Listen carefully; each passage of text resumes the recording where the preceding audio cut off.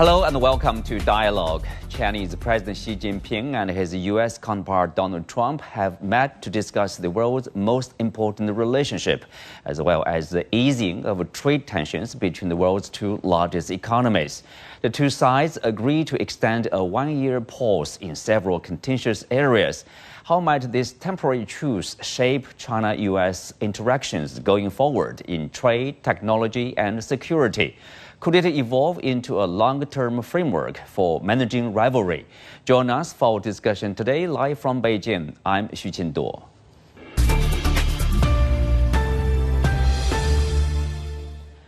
Joining me today are Zhao Hai, Director of International Political Studies at the National Institute for Global Strategy, Sung-Yoon Lee, Principal Fellow of the Sejong Institute, and Sourabh Gupta, Senior Asia-Pacific International Relations Policy Specialist at the Institute for China-America Studies. Welcome to the show.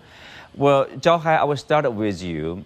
President Xi said during his meeting with President Trump that Chinese development and revitalization actually go along with or doesn't contradict with President Trump's vision to make America great again. So what is the signal here? I mean, what is the Chinese view on the bilateral relationship here? Hi, Qinduo. Thank you for having me. I think you picked out the most important sentence, I think, in President Xi's speech. It is very important, I think, because President Xi has long had the view that the U.S. has perhaps the wrong perception of China's rise and China's strategic intentions. So he used this to basically explain to President Trump that China's development is actually an opportunity for him to fulfill his MAGA agenda.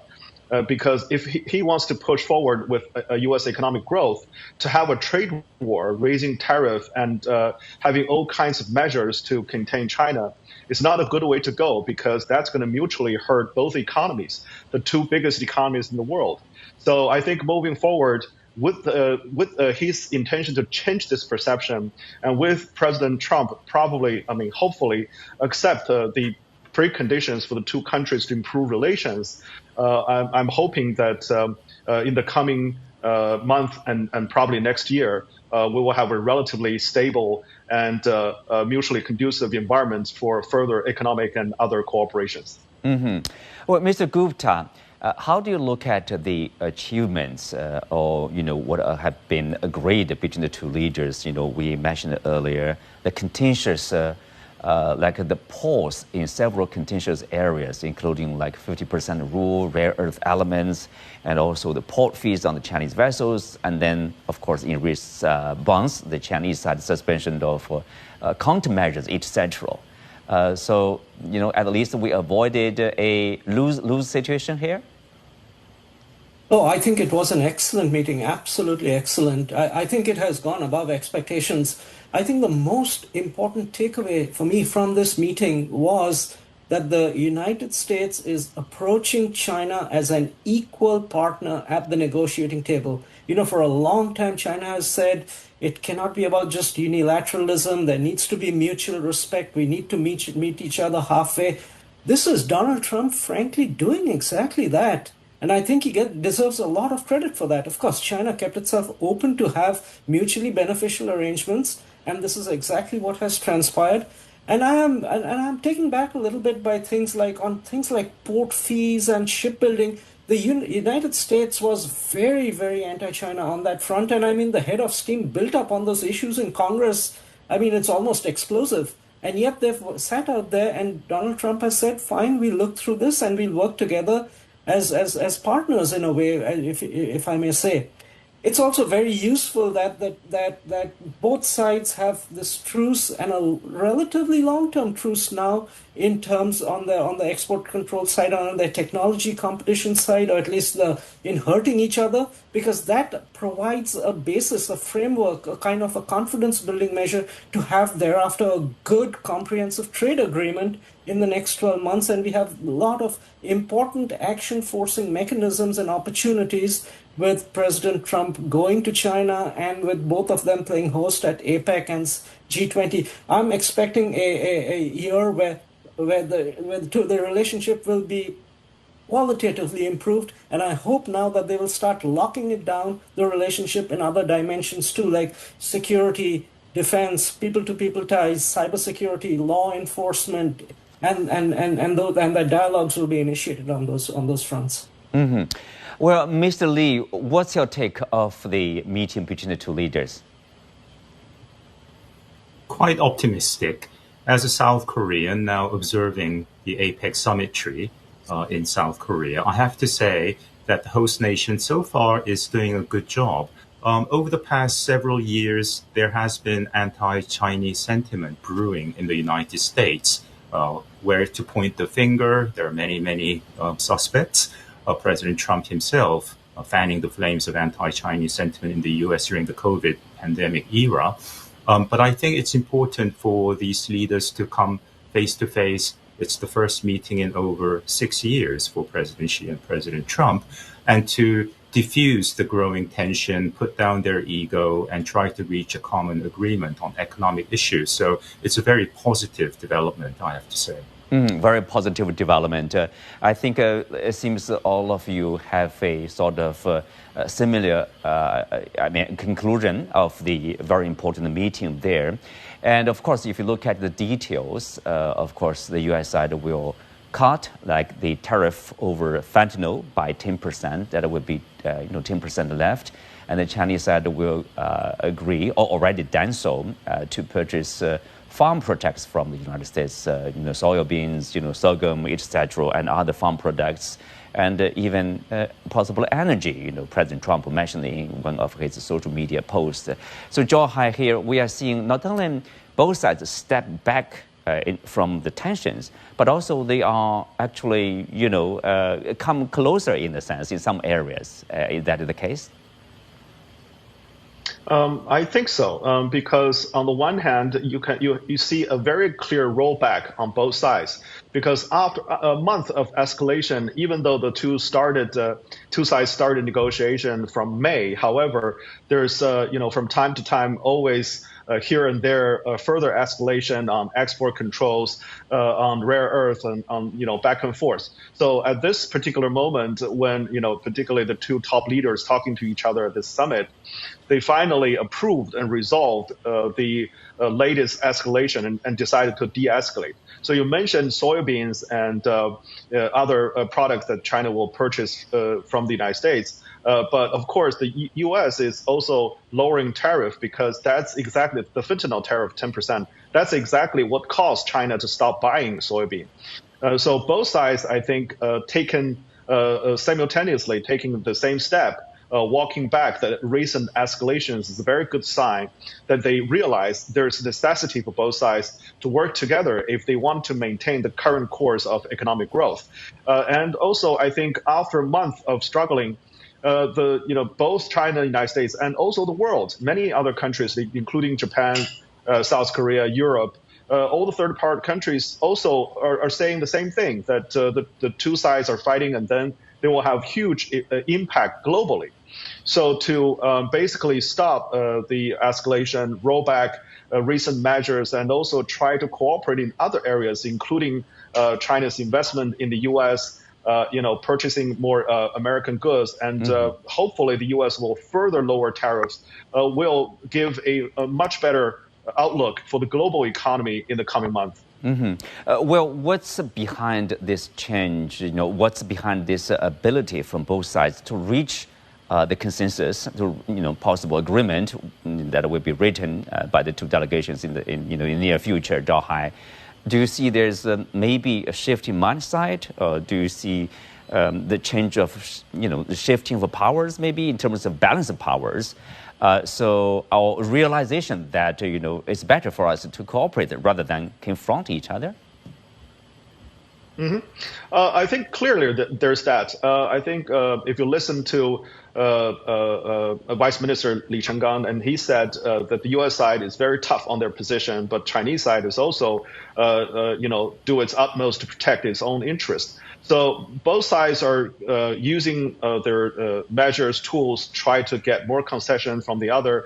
I think this is a game going back and forth. At the end of the day, both sides realize that they need each other, and there's still very much mutually complementary ways, and mutually beneficial ways that the two economies are approaching each other. So at the end of the day, I think this is the result of a more balanced, more equal powers between the two, biggest economies, and this result is unsurprising because no side can sort of continue their economic trajectory without the other. Oh, Mr. Gupta, earlier you mentioned about this. I think also Mr. Lee mentioned that there was, let's say, rising this anti-China sentiment back in Washington, at least. Do you think like President Trump can overcome that kind of challenge, domestic challenge, the criticism, you are making concessions to the Chinese, or you are being soft, and instead of looking at the possible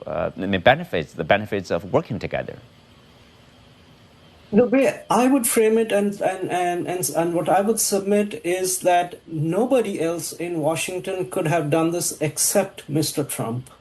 I don't think that sentiment, that anti-China sentiment, it's just bubbling and boiling out here. So the question of actually putting a lid over it it's hard to do. But but because much of that comes out, much more of it comes out from the Republican side. And President Trump obviously is a Republican president. He is very in a good position to do as best as possible to kind of manage that kind of boiling up in terms of anti-China sentiment out here.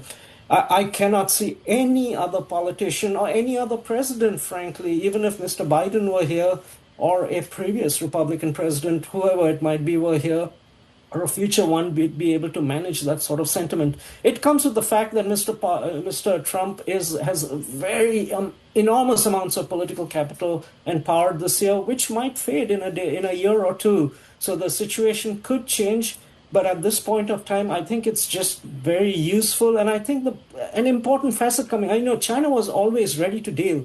If the U.S. wanted a fight on the trade war, China was ready to engage in a fight, but China was just as ready to deal if U.S. wanted mutually beneficial relations. And I think credit does go to Mr. Trump. He has brought his kind of commercial mentality out here to this thing. He's left the other dimensions of his kind of personality out. And he has sought leverage, but then also has been reasonable in how much leverage to impose. He's been well advised by Secretary Bessent. We are fortunate that the person leading talks this time is a Treasury Secretary, not someone like Robert Lighthizer, who had done it in the previous administration. These are all helped in major ways, but I think credit to Mr. Trump for taking the political risk of making these arrangements and then having the ability to kind of tamp down all the criticism from the Republican end. And I think that's why I'm hopeful and confident, at least we have a very good, clear window for the next 12 months in trying to do good things in the U.S.-China relationship, which benefits both parties, the region and the world. Mr. Gupta, I think basically in most of the areas, there are very clear terms in terms of give and take. But in one area, I think it's about the chips, advanced chips from NVIDIA. President Trump says that will be left for the Chinese side to talk to NVIDIA. What does that mean, and why it's kind of being vague there? Here's why it's been vague. I think the Chinese initially wanted HBM chips, sophisticated HBM chips. I don't think the Americans are willing to give that. The U.S. side has offered, and that H20, which is based on the old NVIDIA architecture, but China doesn't want to be locked into what is a couple of generations back. It wanted Blackwell chips of the new architecture, but the U.S. side, Trump had teased that he may allow that. But I think, as we are seeing, the consensus of the U.S. end is no, not Blackwell chips. So something in between, not those kind of a little aged chips, not cutting edge of the Blackwell architecture, somewhere in the middle, and that's why it's not exactly clear what it is. It's going to be something, and that's why it's been left vague. And I asked that question because I did see, there was strong criticism, before the meeting took place. There's worry or concern from the U.S. side, we should not sell the advanced chip to the Chinese side in exchange for China purchasing soybeans of the U.S. But obviously that's kind of a pressure, I guess, or challenge for President Trump. Yes, there was those pressures because and I know they came out pretty strong against that. But what we're saying is, I don't think this is chip versus soybeans. It's a slightly chip versus chip. What type of chip? And that's why there will be some chips. I think they're going to find a soft landing ground where China will not get exactly the chips it wanted, but at the same time, the U.S. will not export control all the chips in such a way that China will get something a little bit more advanced, but not as advanced as it would have preferred. Yeah, we will see. Mr. Lee, how do you see this, improving ties between China and the U.S.? What does that mean to countries like South Korea in the region, or Japan, or Asian countries in the region, maybe beyond Asia, actually? It's very heartwarming, reassuring to see the world's biggest economy, strongest two nations reconcile their differences for now and for the foreseeable future and try to work together. Because, as you know, as our viewers know, South Korea faces North Korea. North Korea and China are traditional allies. North Korea and Russia revived the old Soviet Mutual Assistance Treaty, automatic intervention clause, in June last year. So it's a very rough neighborhood where we are in Northeast Asia. We have 3 states, including the U.S., 4 states armed with nuclear weapons, and then South Korea and Japan. So both South Korea and Japan grow a bit nervous when there is growing acrimony between the U.S. and China. Both nations seek to maintain friendly relations with both the United States of America and the People's Republic of China. So it's a welcome development. And, heads of state, whether it's President Xi or the new Prime Minister in Japan or the relatively new South Korean president, they have enormous leverage, enormous power to shape the narrative, the national narrative on themselves, their ethnic nation and history and the future, and certainly on other peoples, other nations. They can vilify them, or they can tell their own people that they're human beings just like us and they're friendly and we have to work with them. And I think we're moving in that more positive direction. So overall, it was a good day. Hopefully things will get even better there. And with that in mind, Zhao Hai, before the meeting, President Trump wrote on social media that G2 will be convening shortly. G2, for those who are not familiar with this term, that was coined several years ago. I think in Obama period, G2 means 20 years group ago. of two, right? But how did that come up? And he said he talked with President Xi about a lot of international issues, including Ukraine. They are trying to see, what we can do to even stop that war. Tell us, what's your observation there? Well, I think he used G2 as a surprise to many of our observers. However, he had this notion that the two most powerful nations on earth can work together and solve problem around the world. He mentioned that a couple of times, and this time around, both him and also China actually praised him for solving the Gaza crisis and achieve peace in the Middle East. And also mentioned that on the issue of Ukraine, China and the United States can work together to find some solutions for the problem that is still ongoing.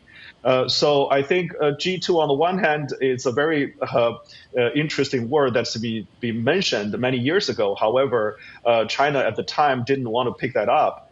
And this time around, I don't think China could recognize that either. That is coming from G7 or G20. It sounds like a bipolar system. However, it is, a reality today in the world. Without China-U.S. working together, many of the challenges, most difficult challenges, cannot be solved. Not just geopolitical hotspots, but also things like climate change, like public health, and many other issues like law enforcement, fentanyl. So I think President Trump touched upon a very important point, which is that moving forward, the two top leaders, if they open up and keep constant communication, can work on many issues and try to solve many of the most important issues with the two nations backing the same agenda. Yeah, Mr. Gupta, indeed, President Xi Jinping also talked about that, recognizing the efforts made by President Trump in seeking peace. He said China also talking about the peace a lot, and there's a responsibility for big powers like China and the U.S. To work together. I mean, the best scenario, of course, if they can join hands, I would say a lot of challenges facing today's world would be much easier probably to deal with, to be dealt with. Yeah. Oh, absolutely. I totally agree on that front. It's important to realize that the importance of taking the relationship forward from here, trying to put their conversations into kind of dialogue mechanisms so that there can be far greater depth and detail of conversation at various levels within the U.S. and Chinese governments. It's also bodes very well for regional stability. We have issues on the Korean Peninsula. The Taiwan Straits issue does involve multiple parties. And so I think there's a chance for maintaining kind of peace and quiet and stability so that the two countries can renew their economic relationships and their political relationships. And, also on things like Ukraine, the U.S. has passed very strong sanctions against Russian oil companies. I can see President Xi and, frankly, many of the other countries which were purchasing oil from those sanctioned entities now saying, hey, our banks will get into trouble if we do make these purchases. So I think we're going to lay off. And I think that it's become kind of high time that Mr. Putin kind of winds down the war. He isn't making much advance on the battlefield. This might just be kind of a forcing mechanism where the United States can co-opt China silently in putting just that much pressure through the oil purchases route, Mr. Putin to kind of wind it down at the end of the year or sometime soon thereafter. So I think this is all very positive in terms of the opportunities that this leaders level summit has opened up in terms of how they can come together in finding ways to have sort of pragmatic results in kind of dealing with hotspot issues or creating a framework whether those issues can be stabilized. I see a lot of potential going forward. There's optimism. Mm-hmm. There's optimism. Mr. Lee, if you look at these agreements, basically, 1 year suspension in multiple contentious areas. So this provides this room and also time for the two sides to talk to each other and probably to resolve some of the even long-term challenges or thorny issues between the two sides, like structural challenges, some people would say. Do you expect this kind of a framework somehow laid the solid foundation maybe for something long-term, long-term stability, a long-term, building of a constructive relationship between the two sides? At this very moment, yes. For today, let's go with the optimism that we share. President Trump, perhaps spilling himself his achievement in his talks with President Xi today on Air Force One, reportedly said, on a scale of 1 to 10, this summit meeting was a great success. It's a 12, so it's self-congratulation, one can say if you want to. But I think it opens an entirely new chapter in the bilateral relationship. On atmospherics, yes, but I think on substance as well. And I think there will be a strong incentive on both sides not to escalate and for China to renew this 1 year suspension, perhaps year after year, or however the leaders choose to address these issues in the future. President Trump also said that he plans to visit President Xi in Beijing next April, which is only a few months away, and President Xi reportedly reciprocated by telling President Trump that he will visit Trump in the United States, either in Washington or Florida, sometime soon thereafter. So all these are positive developments, and we know that President Trump also has a personal rapport, if you will, with the North Korean leader, Kim Jong-un. And Trump was very much set on having even a short meeting with the North Korean leader on this trip to East Asia, but it didn't happen. And I think President Trump understands Kim Jong-un's rapidly, dramatically elevated international status, rubbing shoulders with President Xi and President Putin on the viewing stand in Tiananmen Square on Victory Day, the military parade on September 3rd, and understands that Kim Jong-un is negotiating from a position of strength, as is President Xi and President Putin as well. So it's a new reality, rapidly changing new reality that the United States must face. And I think the pragmatic way to do that is to engage your adversaries or friends in dialogue, not confrontation. Engagement and dialogue.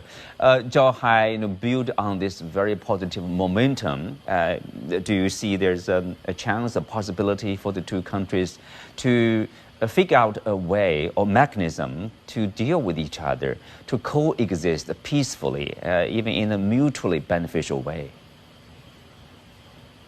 Well, I certainly hope so, but I still remain cautiously optimistic at this moment, because on the one hand, we have reason to be positive because of the summit just wrapped up, and because of Trump, he has pretty much dominated foreign policy, and he can execute his will at this point. However, I wanted to bring us back to what Dr. Gupta mentioned just now, that even though that he bring about many of the success, however, at this point, we have to remind our audience that he is also the one who started the trade war and started, to bring down the China-U.S.